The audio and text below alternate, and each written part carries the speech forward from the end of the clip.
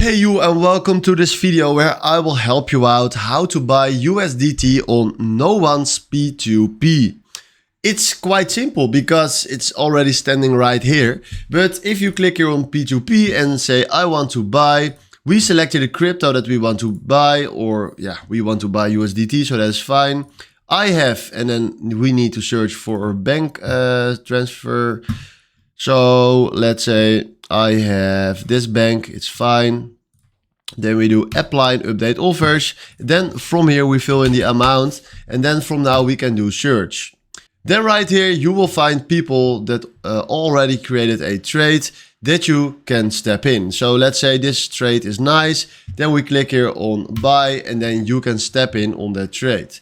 Now make sure that your ID verification is done, because I don't have that done, but then you can buy it. And then you fill in here the amount, max or whatever you like. Then click here on confirm and buy, and then you bought some USDT. So this is how easy it is. Hopefully this was the video where I was looking for. Thanks for watching and have a wonderful day. Ciao.